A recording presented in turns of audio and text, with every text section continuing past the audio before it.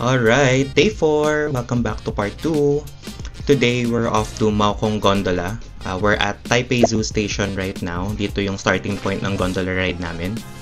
We weren't sure kung ano magiging weather this day, kaya hindi muna kami bumili ng tickets online. So, gumising ng maaga ang mga person, then we went to Taipei Zoo Station to buy tickets there instead. Buti na lang talaga maganda yung weather, kaya kahit takot tayo sa heights, 'di ba? Nailaban talaga natin for the video. Anyway, let's go!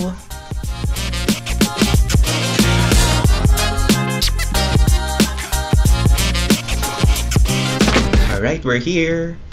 Maokong is known daw for its tea plantations. It's super interesting. Nakita lang namin online. Pero hindi kasi talaga yun yung pinunta namin dito. Pagkain talaga. Nahin natin yung gutom, di ba? So ayun, naghahanap kami ngayon ng spot and this is what we found. Umorder kami dito ng meatball soup, yung pork sausage, and these little meatball skewers. Hindi ko talaga maalala yung pangalan. 10/10 to. Perfect sa lamig ng Maokong. Tapos syempre, hindi pa enough yung lamig, kaya nag-matcha ice cream kami nearby. Kayo na lang bahala dumiskarte kung paano nga matitiis yung lamig, no? Kasi bukod sa malamig na yung lugar, mas lumalamig pa pag humahangin. So, piece of advice, dress accordingly pag pupunta ng Maokong and check the weather beforehand.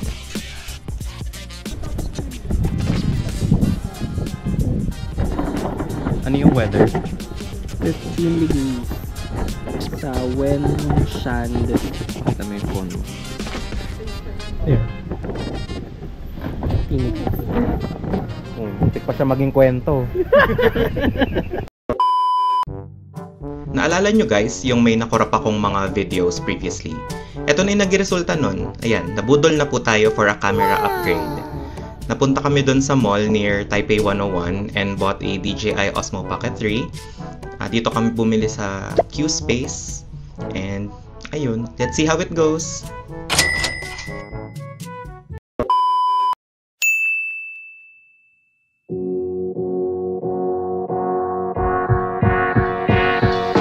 Good morning! It's another beautiful day here in Taiwan. Lumipat na pala kami ng hotel. We will be staying here in Orange Hotel Ximen for the rest of our trip. We don't have any videos, but here are some photos of the hotel. Before anything else, magbe-breakfast muna kami sa Luisa Coffee. Then prepare na for the rest of our day. We'll check in again later.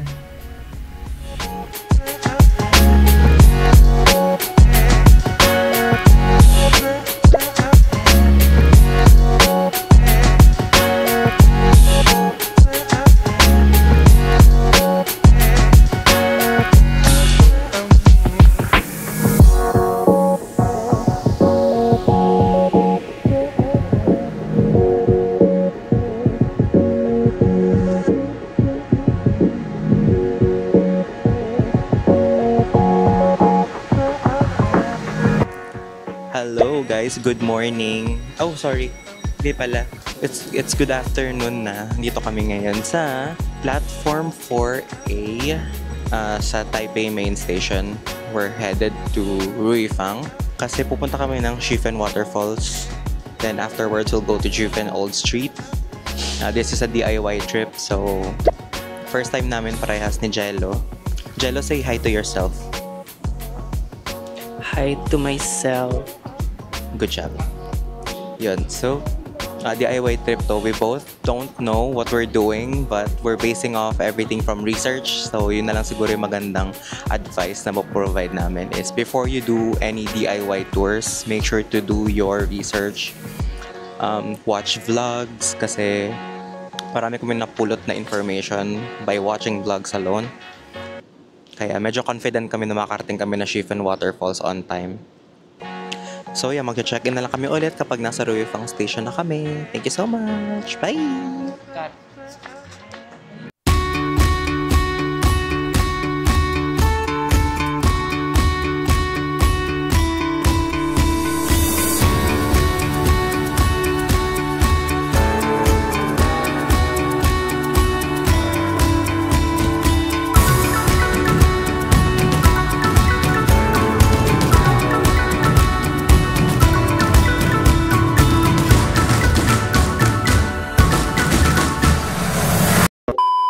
We're now here at Reefang.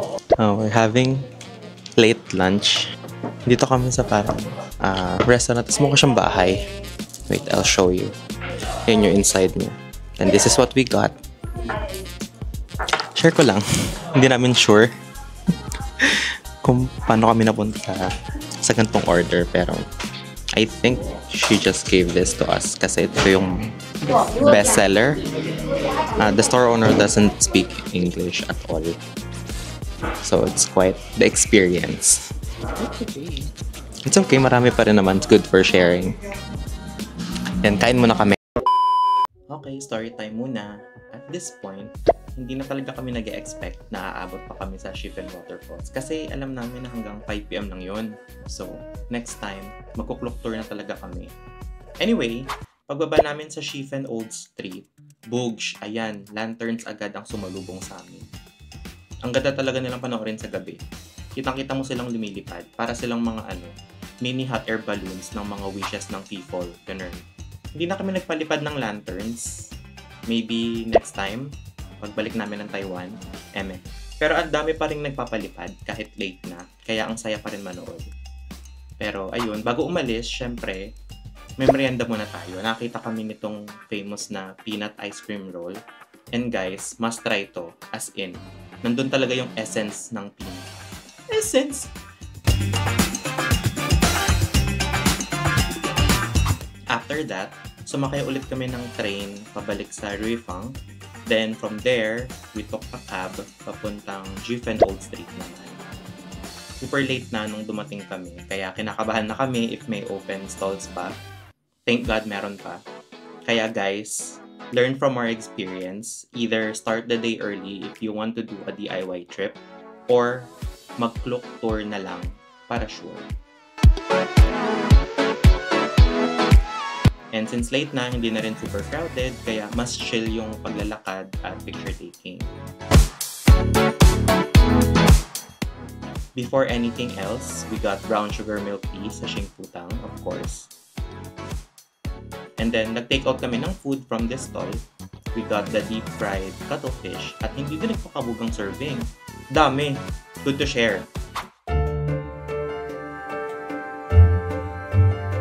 After getting our food, dumiretso agad kami sa Amay Tea House. At hindi nagsisinungaling ang internet, mga kaibigan. Para talagang nasa Spirited Away kami. Ang ganda-ganda ng mga ilaw, ang mystical ng vibes. Di lang namin nakita si No Face, pero maraming Spirited Away souvenirs naman dito. After a very long day, we decided to head back to Ximending. Pero habang naghihintay ng bus, kakain muna kami. Tinry na namin yung fried cuttlefish and honestly, best decision ever.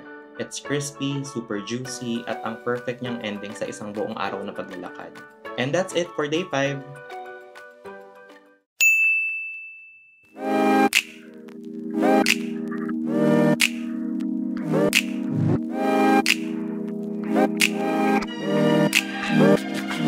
Okay, ayun. So day 6 was more of a chill day for us.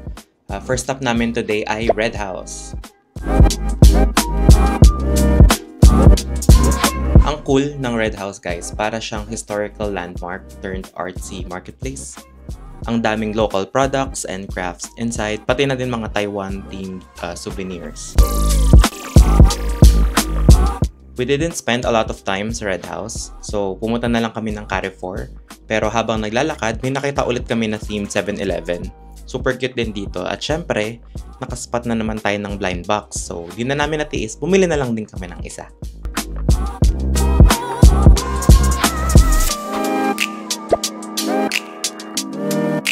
Honestly, wala akong masyadong clips inside Carrefour kasi parang normal na grocery lang siya. Pero kung naghahanap yun ng bilihan ng pasalubong, this is the place to be.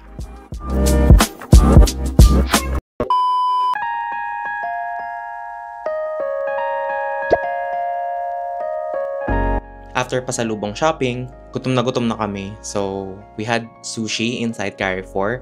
And guys, grabe, isa to sa pinakamasarap at pinakasulit na kinainan namin sa buong trip. As in, the quality was amazing for the price. Ini-imagine ko na lang na nasa Japan ako. Tapos, mag-i-irasyaimase na talaga ako sa lahat ng dumaan. And to end the day, nag-coffee lang kami after having sushi. Then we decided to end the day early. And that's it for part 2 of my Taiwan series. Tune in for part 3 where we will be doing a spontaneous trip to Taichung. Thank you so much for watching and don't forget to like, comment, and subscribe. See you sa next vlog. Bye!